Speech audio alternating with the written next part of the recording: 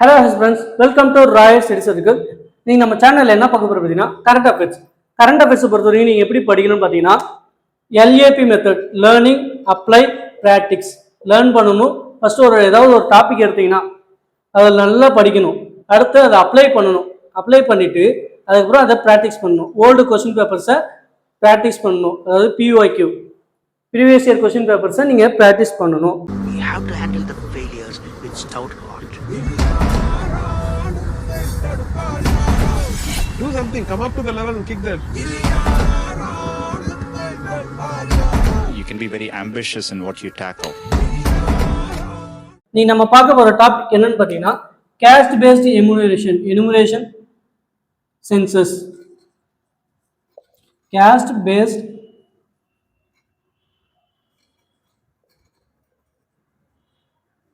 enumeration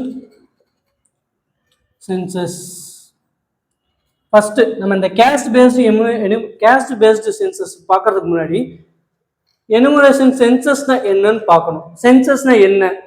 சென்சஸ்னா கணக்கெடுப்பு. அதாவது every 10 இயர்ஸ்க்கு ஒன்ஸ் கணக்கெடுப்பாங்க. மக்கள் தொகை கணக்கெடுப்பாங்க.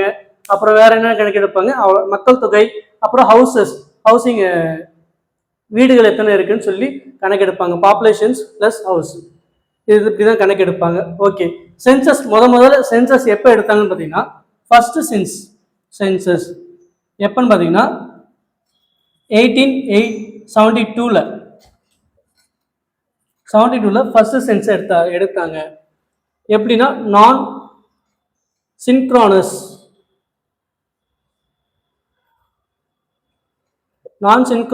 இன் British India.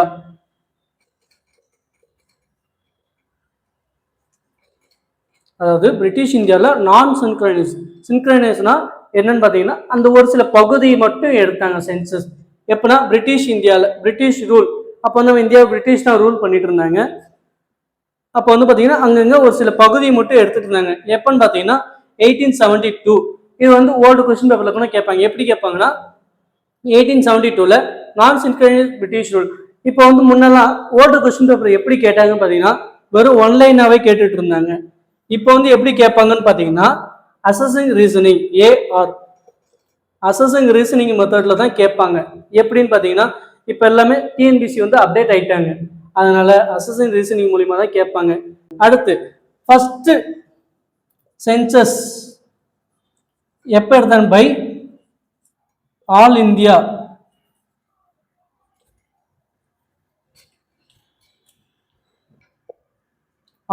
Level.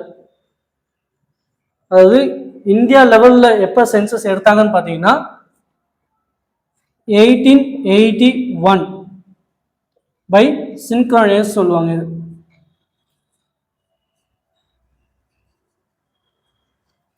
1881ல by synchronise மெத்தட்ல, அதாவது இந்தியா ஃபுல்லாவே எடுத்தாங்க சென்சஸ். அப்ப யாருங்க? பிரிட்டிஷ் தான் எடுத்தாங்க 1881ல. இந்த 1881ல இருந்தா எவரி 10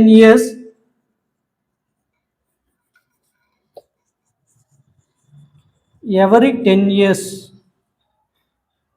ஒன்ஸ் சென்சஸ் எடுத்தாங்க.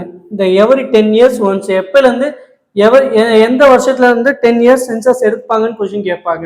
இந்த 1881ல இருந்து எவரி 10 இயர்ஸ் சென்சஸ் எடுக்க ஆரம்பிச்சாங்க. ஓகே, நம்மளோட டாபிக் என்னன்னு பார்த்தீங்கன்னா இன்னைக்கு ஓகே சென்சஸ் தான் பார்த்தாச்சா. இப்போ நம்ம பார்க்க போற கரண்ட் அஃபேர்ஸ் என்ன? caste based census.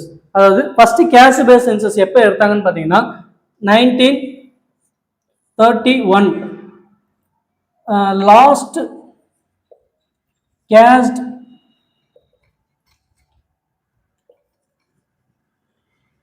based census, அதாவது 1931ல last caste based census in British India.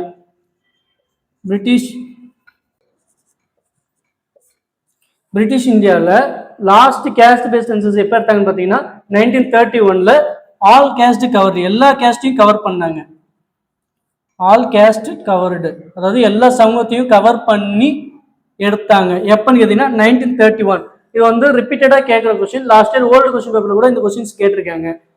எப்பன்னா all caste covered 1931. இது நல்லா பார்த்துக்கோங்க. அடுத்து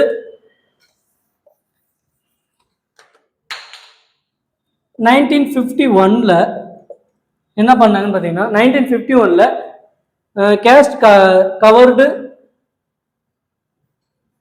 scheduled tribe and scheduled caste scheduled caste அந்த ஷெட்யூல்டு ட்ரைப் எஸ்சி எஸ்டிக்கு மட்டும் எடுத்தாங்க, கணக்கு எடுத்தாங்க. எப்பன்னு பார்த்தீங்கன்னா 1951ல் ஆஃப்டர் இண்டிபெண்டன்ஸ். இது நல்லா ஞாபகம் வச்சுக்கோங்க.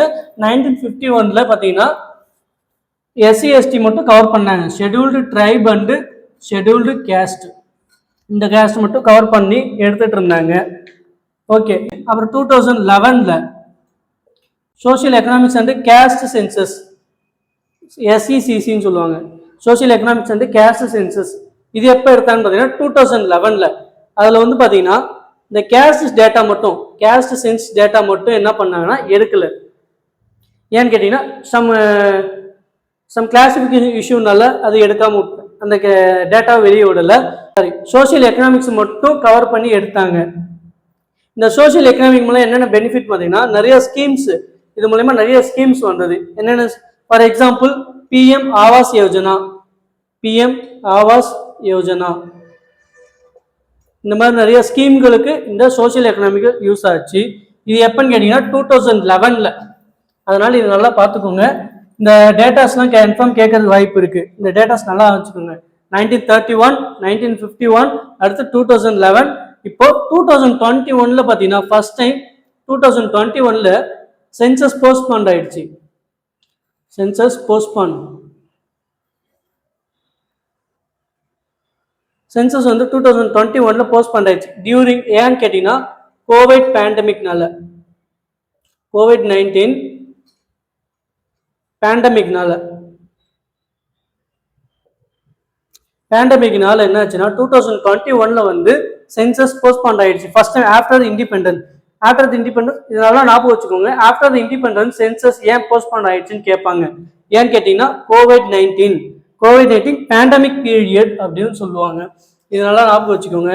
இந்த சென்சஸ் போஸ்ட்பாண்ட் ஆனதுக்கப்புறம் இப்போ 25ல் என்ன பண்ணாங்கன்னா 2025ல் தான் ஓபிசியும், அதாவது அதர் பேக்வேர்டு கிளாஸ்ன்னு சொல்லுவோம், ஓபிசியும் இன்க்ளூட் பண்ணாங்க.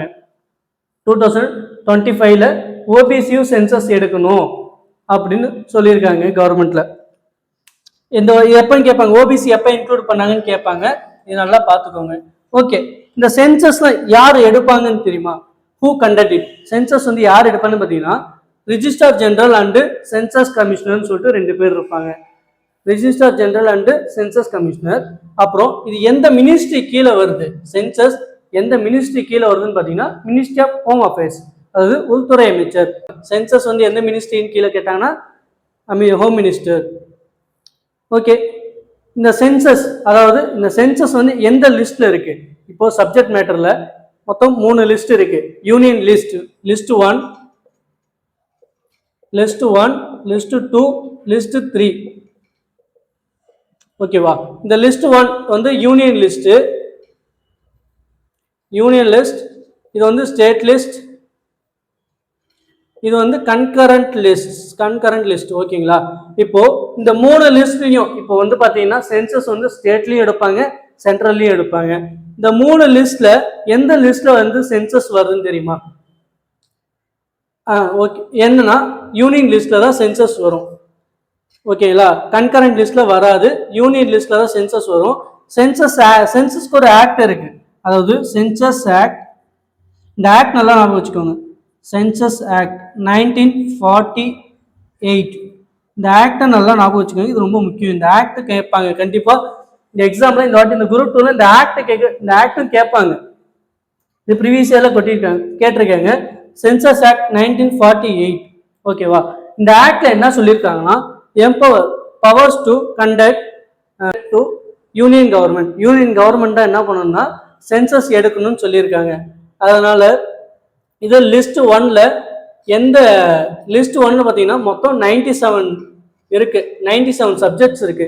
அதுல 69th சப்ஜெக்ட்ல தான் சென்சஸ் இருக்கு. Union list 69th subject. ஓகேங்களா? யூனியன் லிஸ்ட் 69th சப்ஜெக்ட்ல தான் இந்த சென்சஸ் இருக்கு. ஓகே, இப்போ இந்த சென்சஸ் யார் எடுப்பாங்கன்னு தெரிஞ்சிச்சு. Register general and commissioner, census commissioner இருப்பாங்க. அப்புறம் இது வந்து ஹோம் அஃபேர்ஸ் மினிஸ்ட்ரி கீழே வருது. ஓகே, இது பார்த்தாச்சு. அடுத்து சென்சஸ் வந்து ப்ரொசீஜர் ஆஃப் சென்சஸ். ஓகே,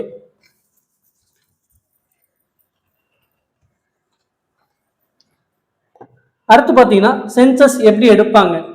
சென்சஸ்ல மொத்தம் 2 டைப்ஸ் இருக்கு. என்னென்ன டைப்னு பார்த்தீங்கன்னா 2 டைப்ஸ்.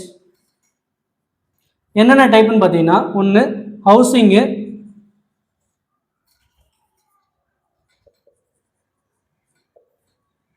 ஹவுசிங் சென்சஸ், அடுத்து பாப்புலேஷன்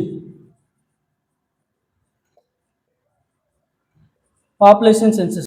ஓகே, இப்போ சென்சஸ்ல பார்த்தீங்கன்னா 2 டைப்ஸ்னு பார்த்துட்டோம். ஒன்று ஹவுசிங் சென்சஸ், இன்னொன்று பாப்புலேஷன் சென்சஸ். ஹவுசிங்ல என்னென்ன இருக்குன்னு பார்த்தீங்கன்னா டைப்ஸ் ஆஃப் ஹவுஸ், அப்புறம் ட்ரிங்கிங் வாட்டர் ஃபெசிலிட்டிஸ், அப்புறமேட்டு household assets, electricity and toilet facilities. இதெல்லாம் பார்த்தீங்கன்னா ஹவுசிங் சென்சஸ்ல பார்ப்போம். அடுத்து பாப்புலேஷன் சென்சஸ்ல என்ன பார்ப்போம்னு பார்த்தீங்கன்னா, அதாவது பாப்புலேஷன் மக்கள் தொகையில் என்னென்ன எடுப்போம்னு பார்த்தீங்கன்னா name, age, gender. Okay, name, age, gender, அப்புறம் மேரிட்டல் ஸ்டேட்டஸ், அதுக்கப்புறம் எஜுகேஷன் அண்ட் லிட்ரேசி ரேஷியோ, அப்புறமேட்டு ரிலிஜியன், கேஸ்ட், எஸ்சி எஸ்டி மட்டும் எடுத்துட்டு இருந்தாங்க. இப்போ 25ல என்ன பண்ணாங்க, ஓபிசி இன்க்ளூட் பண்ணாங்க. 25ல ஓபிசி இன்க்ளூட் பண்ணாங்க. இதனால தெரிஞ்சுக்கோங்க. இதுக்கு முன்னாடி கேஸ்ட், ரிலிஜியன் அண்ட் கேஸ்ட்ல SC, scheduled caste and scheduled tribe மட்டும் எடுத்துட்டு இருந்தாங்க. இப்போ வந்து 25ல என்ன பார்த்தீங்கன்னா 2025ல ஓபிசி இன்க்ளூட் பண்ணாங்க. அடுத்து ஆக்குபேஷன், அவங்க என்ன வேலை செய்கிறாங்க அதை பார்ப்பாங்க. அடுத்து மதர் டங் அண்டு லாங்குவேஜ், இதை பார்ப்பாங்க. அடுத்து migration details and disability status, இதெல்லாம் பார்ப்பாங்க. இது மட்டும் இல்லை, இதில் நீங்கள் ஓகே இதெல்லாம் பாப்புலேஷனில் பார்ப்போம். இப்போது நம்ம இதில் என்னென்ன தெரிஞ்சுக்கணும், இப்போ இந்த பாப்புலேஷனை என்னென்ன எடுப்பாங்க, என்னென்ன பாப்புலேஷனில் என்னென்ன சென்சஸ் எடுக்கிறதுல என்னென்ன எடுப்பாங்கன்னு பார்த்தோம். நேமு, கேஸ்ட்டு, ஜெண்டரு, இதெல்லாம் எடுப்பாங்கன்னு பார்த்தோம். இப்போது இதில் நமக்கு என்னென்ன தெரிஞ்சு வச்சுக்கணும் அப்படின்னு பார்த்தீங்கன்னா highest and lowest population density. நம்ம இந்தியாவில் highest and lowest population density பார்க்கணும். இப்போ இந்தியாவில் ஹையஸ்ட் ஸ்டேட் எது, பாப்புலேஷனில் ஹையஸ்ட் ஸ்டேட் எதுன்னு பார்க்கணும். அதே மாதிரி ரொம்ப கம்மியாக இருக்க ஸ்டேட், லோவஸ்ட் ஸ்டேட் எதுன்னு பார்க்கணும். அதில் அடுத்து செக்ஸ் ரேஷியோ, அடுத்து பார்த்தீங்கன்னா சைல்டு செக்ஸ் ரேஷியோ, அப்புறம் எஜுகேஷன் லிட்ரேசி ரேஷியோ. இந்த சென்சஸ் எல்லாமே நம்ம தெரிஞ்சு வச்சுக்கணும்.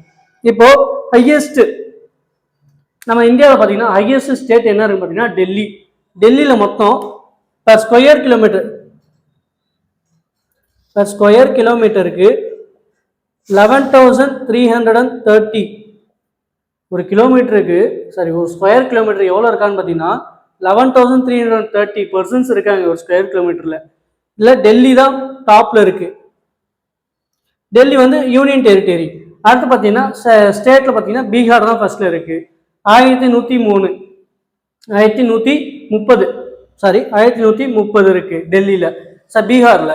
அதில் லோவஸ்ட் ஸ்டேட் என்னன்னு பார்த்தீங்கன்னா அருணாச்சலம் பிரதேஷ், ஏபி. அருணாச்சலம் பிரதேஷில் பார்த்தீங்கன்னா பர் ஸ்கொயர் கிலோமீட்டருக்கு 17 தான் இருக்குது. இந்த சென்சஸ் இது வந்து 2011 சென்சஸ் படி, நான் சொல்கிறது 2011 சென்சஸ் படி, இது நல்லா தெரிஞ்சுக்கோங்க. அடுத்து பார்த்தீங்கன்னா எஜுகேஷன் லிட்ரேசி ரேஷியோவில் எந்த ஸ்டேட் ஹையஸ்ட்டாக இருக்குன்னு பார்த்தீங்கன்னா கேரளா தான் அதிகமாக இருக்குது. அதில் எந்த ஸ்டேட் லோவாக இருக்குன்னு பார்த்தீங்கன்னா பீகார் தான் லோவாக இருக்குது. பீகார் வந்து பாப்புலேஷனில் ஃபர்ஸ்ட் இருக்குது, பாப்புலேஷனில் பீகார் ஃபர்ஸ்ட்ல இருக்குது. அதே மாதிரி எஜுகேஷன் லிட்ரேசி ரேஷியோவில் பார்த்தீங்கன்னா பீகார் லாஸ்ட்ல இருக்குது. அதில் ஃபர்ஸ்ட்ல இருக்கிறது கேரளா, இதனால தெரிஞ்சு வச்சுக்கோங்க. அடுத்து தமிழ்நாட்டில் பார்த்தோம். அதே மாதிரி நம்ம தமிழ்நாட்டில் தமிழ்நாடும் பார்க்கணும். தமிழ்நாட்டில் செக்ஸ் ரேஷியோ எவ்வளோ இருக்குன்னு பார்த்தீங்கன்னா ஒரு 1000 ஆண்களுக்கு 996, அதாவது 996 பேர் இருக்காங்க ஃபீமேல்ஸு. 100 மேல்ஸுக்கு ஃபீமேல் எவ்வளோ இருக்கான்னு பார்த்தீங்கன்னா 996 மெம்பர்ஸ் இருக்காங்க ஃபீமேல்ஸு. ஒரு மேலுக்கு 1000 மேல்ஸுக்கு 960 மேல்ஸ் இருக்காங்க. இது வந்து செக்ஸ் ரேஷியோ. அதே மாதிரி எஜுகேஷனில் பார்த்தீங்கன்னா நம்ம ஸ்டேட்டில் கன்னியாகுமரி தான் ஃபர்ஸ்ட் இருக்குது, அது நல்லா பார்த்துக்கோங்க. எஜுகேஷனில் ஹையஸ்ட் லிட்ரரி ரேஷியோ எது இருக்குன்னு பார்த்தீங்கன்னா நம்ம கன்னியாகுமரி தான்.